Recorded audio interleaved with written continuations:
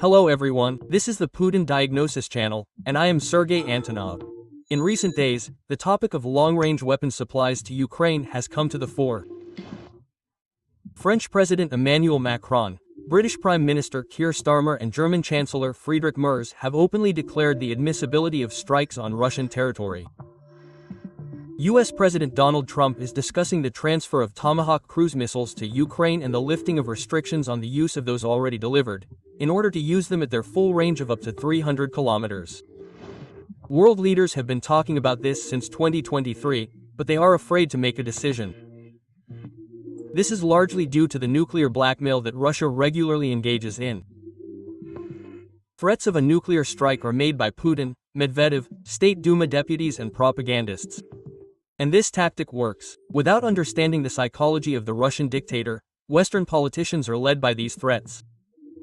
In this issue, we will figure out whether Putin is really ready to use nuclear weapons and what is behind his threats. From the very beginning of the full-scale invasion, the Kremlin has regularly resorted to nuclear rhetoric. These were mostly verbal threats, less often recorded in documents, such as in November of 24, when Putin signed a decree amending the nuclear doctrine. If Ukraine joins NATO and takes back Crimea by military means, European countries will automatically be drawn into a military conflict with Russia. Of course, this means that the potential of the united NATO organization and Russia is incomparable. We understand, but we even understand that Russia is one of the leading nuclear powers, and in some components, in terms of modernity, even ahead of many. There will be no winners. Whoever tries to hinder us, and especially to create a threat to our country, to our people, must know that Russia's response will be immediate and will lead you to consequences that you have never encountered in your history.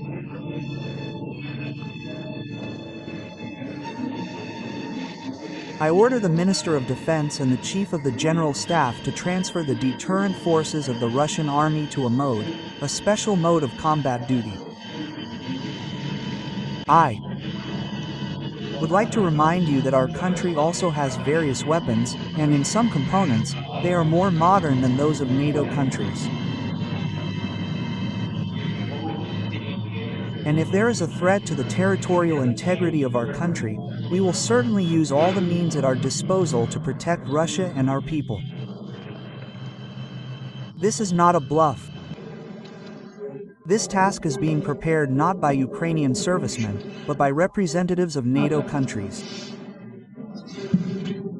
Well, these representatives of NATO countries, especially in Europe, especially in small countries, they should generally be aware of what they are playing with. They should remember that this is, as a rule, a state with a small territory, with a very dense population. This is a factor that they should keep in mind before talking about striking deep into Russian territory. This is a serious thing. Of course, we are watching this very closely, we are looking. But I assume that humanity has enough common sense and a sense of self-preservation not to take things to extremes. Russia and Belarus once held joint exercises on the use of non-strategic nuclear weapons. They involved a division of Iskanders and a squadron of Su-25s. But during the entire war, none of these threats were backed up by real actions. The combat nuclear charges were not moved from their storage bases, and no technical procedures were carried out to prepare them. Even the deployment of tactical nuclear weapons in Belarus, which the Kremlin so loudly declared, remains demonstrative, rather an act of psychological pressure. The combat nuclear charges are not installed on the carrier and are not in combat readiness. All this does not indicate preparation for the real use of nuclear weapons, but only indicates that the Kremlin is trying to intimidate the West in order to disrupt arms supplies to Ukraine and prevent more active intervention. In other words, Putin uses nuclear rhetoric not as a strategic weapon, but as a tool for blackmailing those who support Ukraine. There were moments when, judging by the Kremlin's own rhetoric, one could expect not only a surge in nuclear threats, but also some confirmation of these words, at least the execution of some preparatory maneuvers, for example. But neither at the time of the retreat and failures of the Russian army, nor after the strikes on the Crimean Bridge, nor after the strikes on airfields and military-industrial complex facilities, did anything follow, only routine statements and the usual rhetoric. And in August of 24, when USU entered the territory of the Kursk region and began to actively advance deeper, Putin first disappeared altogether, and then began to pretend that everything was fine and the situation was under control, although everyone around was in shock, because this was the first case in history when the territory of a nuclear power was occupied. But Putin simply easily moved his notorious red lines and pretended that nothing critical had happened. Health from the city, Judea.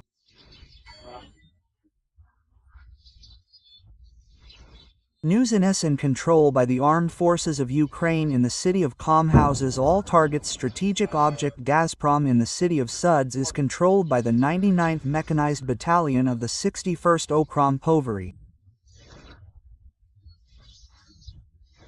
Peaceful skies to all. Glory to Ukraine, glory. Increases its need to eat. Only diabetes. Here for them there is no sugar, nothing. Natural puree. All apple. Yes, apple. Here everything was 200 grams. Here's a glass of 10 packets 50 rubles. Better than chewing gum. Yes, of course, doctors say. It is necessary to litter the children with Kupteri. Well, 2 kilograms, 800 grams, 200 grams purchase.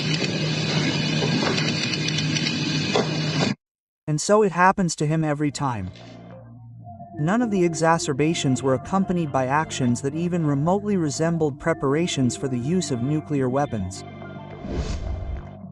Why does Putin swing a nuclear baton so confidently when everything is relatively calm, but silently swallows humiliation when the situation becomes critical?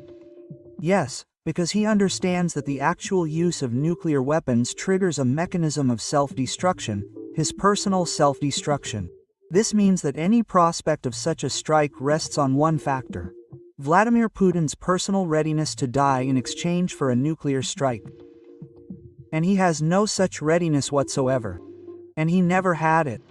Putin is not a martyr. He does not fight for an idea, and even less is he ready to die for it. On the contrary, he is an extremely cowardly person, obsessed with control, survival, and fear of losing power.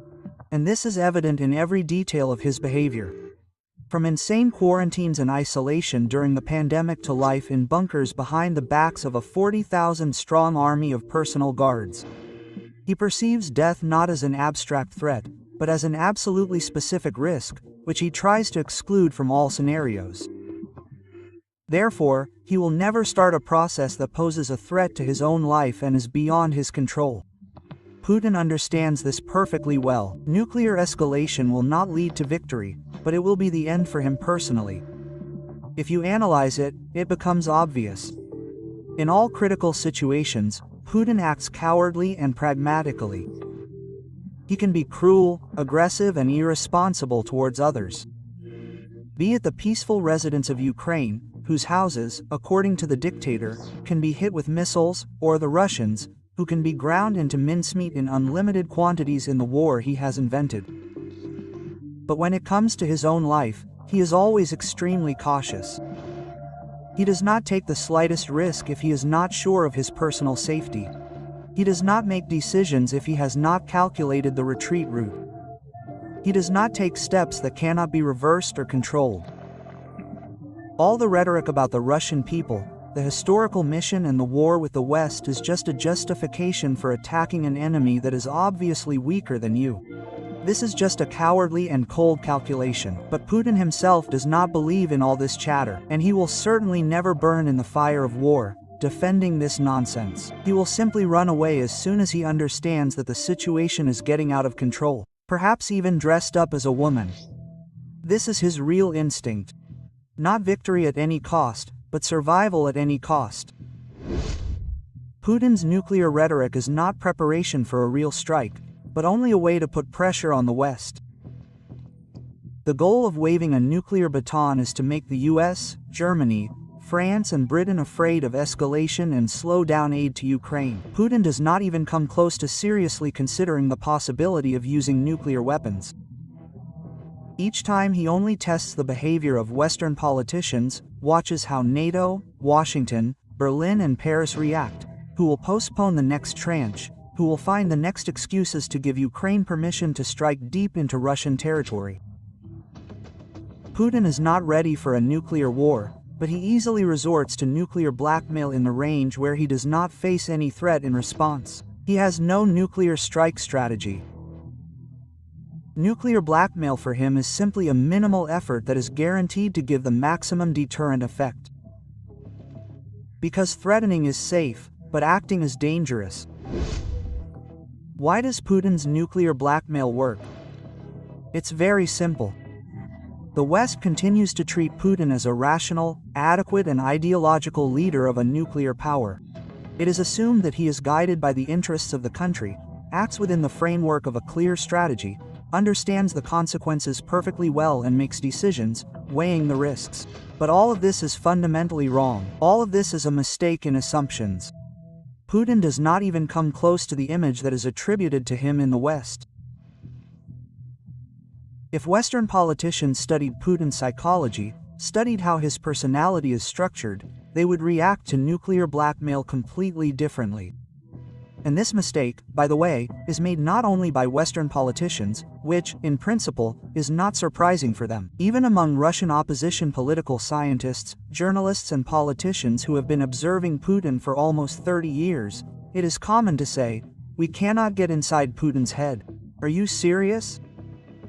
Of course, Putin appears unpredictable, insidious and cunning if you try to understand him using only the tools of political science. But his logic of actions and motives are very easy to understand if you study him not only with the help of political science, but also with psychology. We have been doing this for many years now and we can say that Putin's behavior is not random, chaotic and not mysterious.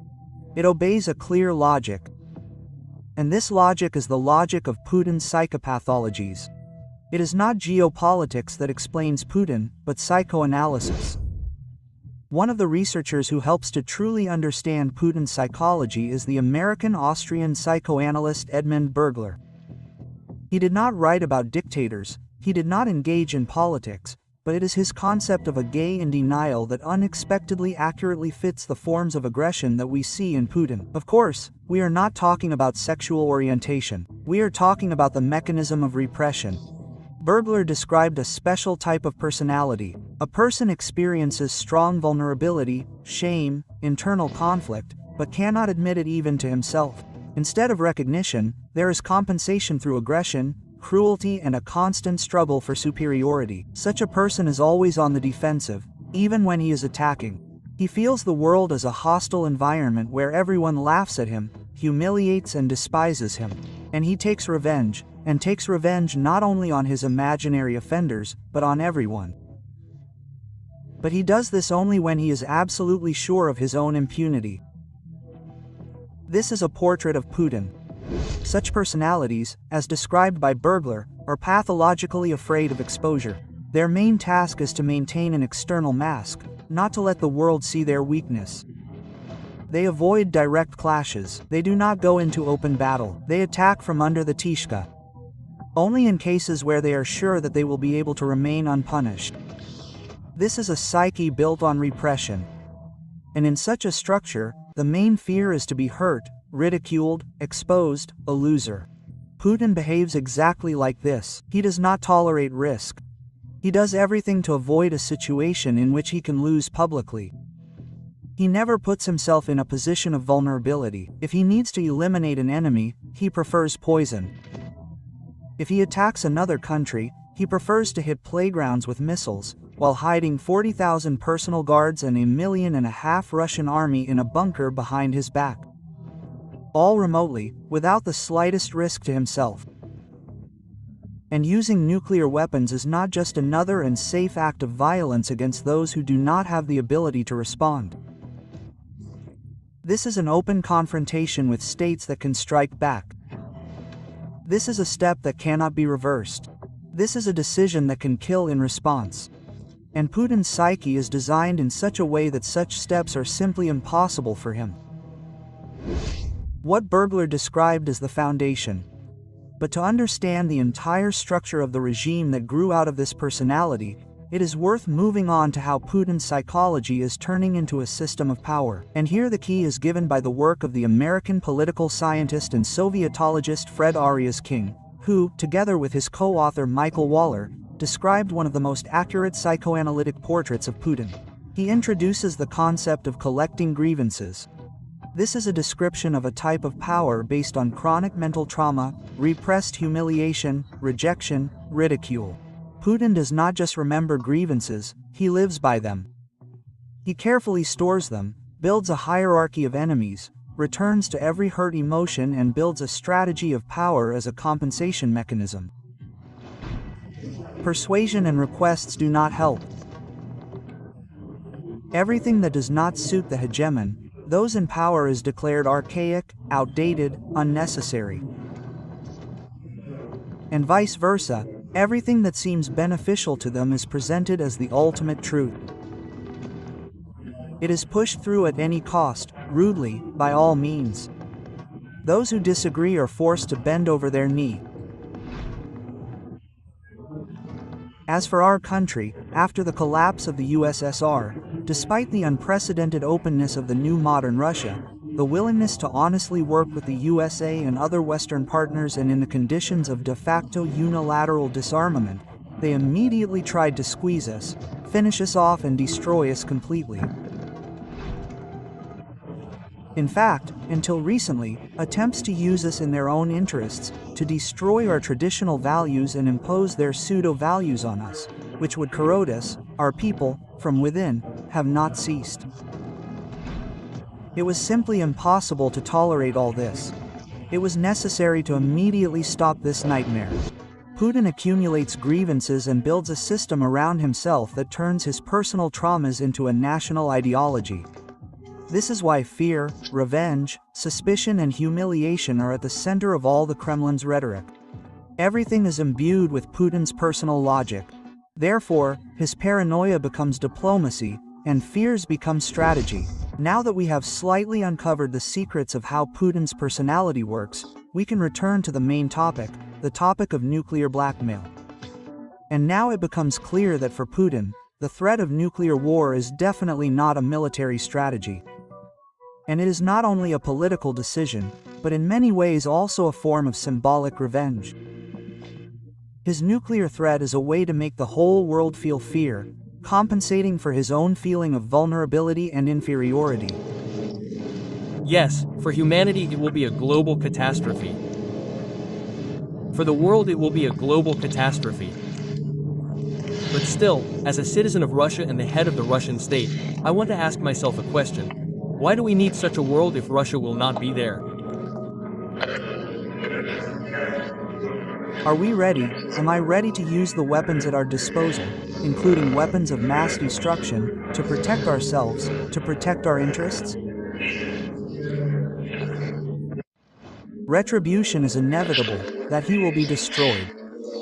And, well, we are victims of aggression, and we, as martyrs, will go to heaven, and they will simply perish. By threatening a nuclear catastrophe, Putin seems to be saying, "You don't respect me, you're not afraid, then I'll show you what I'm capable of." Quote. But Putin will never go beyond fantasy. All his nuclear blackmail will remain words and will have, in addition to compensatory, purely practical goals. Well, for example, to force the West to retreat. And, by the way, this fits perfectly into the structure described by Bergler and Fred Arias King. Putin will continue to use nuclear rhetoric to scare Western politicians, because of whose negligence Ukraine cannot receive the necessary weapons in the fourth year of the war. But he will never move on to the real implementation of nuclear threats. That is why he repeats again and again, "You left us no choice, you forced us, you did not hear us." This is the rhetoric of a person who feels offended, but internally does not dare to act, so he simply wants others to be afraid and retreat themselves. But even if we put Putin's psychology aside and analyze the situation from a purely military point of view, it becomes obvious. Nuclear weapons do not give Russia any real advantages. A tactical strike does not provide territorial control. It is not capable of crushing the Ukrainian armed forces. It does not strengthen the rear, does not restore the front, does not compensate for the deficit of people and equipment. The targets that could be hit are large concentrations of troops or storage facilities, but they are dispersed. The Ukrainian army operates in a maneuverable manner. Its command has adapted and uses the most modern and effective methods of warfare. Even in 2022, during the retreat of the Russian army, experts said that the use of tactical nuclear weapons would provide Russia with at most a local breakthrough, well, somewhere on a 1-kilometer section. But this requires a large group of troops, and the Russians cannot assemble it. In addition, these troops will have to be sent to the radioactive contamination zone, which will entail unpredictable consequences. Thus, it should be recognized that there are no military tasks that Russia's nuclear weapons could effectively solve. Yes, you can destroy some airbase, but this will not change the course of the war. But from the point of view of the strategic effect, the result will be the opposite. A strategic nuclear strike will lead to an immediate political and humanitarian catastrophe. The second argument why the nuclear scenario will not be realized is the guaranteed response of the West. In the fall of 2022, when the threat was at its maximum, the White House warned Russia 3 times within 24 hours through Jake Sullivan. The use of nuclear weapons would have catastrophic consequences. At the same time, it was not a question of a mere nuclear strike, but of a massive conventional attack on Russian forces on the territory of Ukraine in Crimea on command posts of delivery systems. Former CIA Director Petraeus directly said, "A NATO strike will destroy all Russian conventional forces in the combat zone." Such a scenario was discussed not only in the expert community, but also at the level of the Pentagon and the US National Security Council, including the option of providing Ukraine with all the necessary weapons for retaliatory attacks. The West can tolerate conventional bombing for a long time, but the use of nuclear weapons will jeopardize the architecture of global deterrence, on which the security of not only Europe, but the entire world depends. Therefore, the reaction will be tough and direct. Both Washington and Moscow understand this, and, judging by the fact that no strikes have been carried out yet, Putin himself understands it. Another important argument stopping Putin from using nuclear weapons is the international consequences and, above all, the loss of key allies. China and India are not just against the use of nuclear weapons. They have already directly warned Russia about the inadmissibility of such a step. According to the Financial Times, Xi Jinping personally told Putin not to cross the nuclear line. China, as you know, is a critically important partner for the Russian economy. Microchips, machine tools, electronics go through it. Everything without which it is impossible to produce missiles and drones in Russia today. If Beijing refuses to support, this will immediately hit the entire military production system. The second most important partner is India. It helps Russia bypass oil sanctions, buys fuel, and provides currency flows. Both countries are members of the nuclear club and both are trying to play the role of a responsible force in the global order. If Russia breaks the taboo on the use of nuclear weapons, they will simply not forgive it. As a result, not a single authoritative international player will remain with Putin, either from East Asia or from the global south. And this means the end not only of his foreign policy, it means the collapse of any model of survival based on partnerships. The fourth argument is the risk of radioactive contamination of the territories that Russia has declared its own. A tactical nuclear charge, even a low-yield one, still leaves consequences. And these consequences cannot be controlled. If the strike is carried out along the front line, the contamination can affect both the occupied territories and the lands of Russia itself. Everything depends on the wind, the point of the explosion and the nature of the terrain. But in a number of scenarios, radioactive particles can spread for tens of kilometers. Online simulators show that even an air blast will affect densely populated areas. If the explosion is near the ground, it will lead to contamination of the soil, water, and infrastructure. And not only Ukrainian cities will be at risk, but also the Kursk, Rostov, and Belgorod regions. The fifth factor, which is little talked about, but which is seriously taken into account by the Russian General Staff, is a possible response from Ukraine. In particular, Russian nuclear power plants may be in the affected area. Today, there are 9 nuclear power plants in Russia. Of these, at least 4.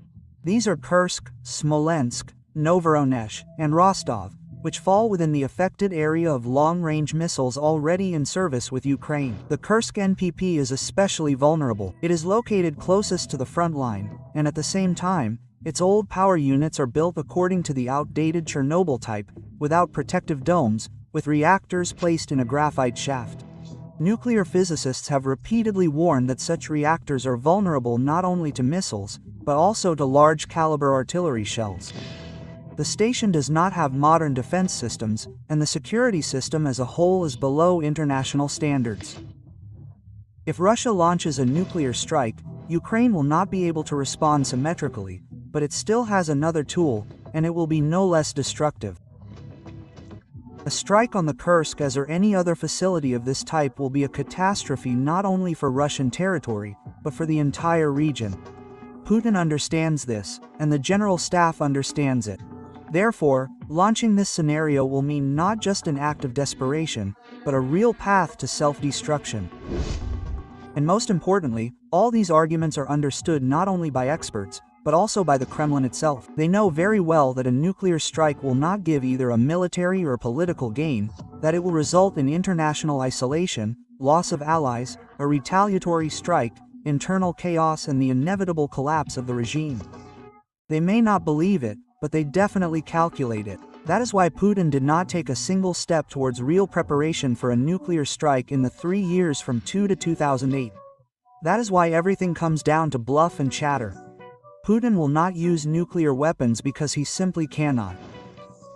And now the main question. If fear no longer works, if the red button is a myth, if even nuclear blackmail ceases to work, what is left for Putin? And the answer is very simple. What is left is exactly what he has built his power on for the past 20 years. Lies and propaganda. Putin's system is an irrational dictatorship. It is a regime that has grown out of an insulted consciousness. It is based not on a geopolitical strategy or sober calculation, but on one person's fear of being humiliated, exposed, and defeated. This is what Edmund Bergler described as a personality type that builds defense on denial, and Fred Ariasking called collecting grievances. In this logic, Putin cannot admit defeat. He is unable to admit that he has lost.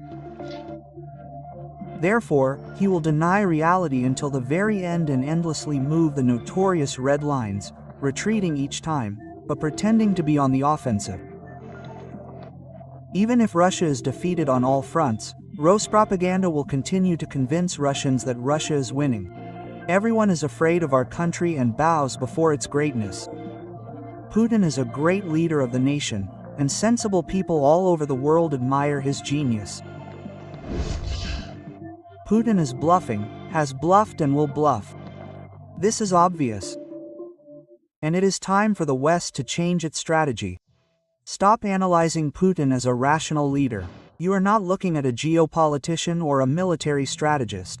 You are looking at a deeply insecure person, obsessed with the fear of exposure and humiliation.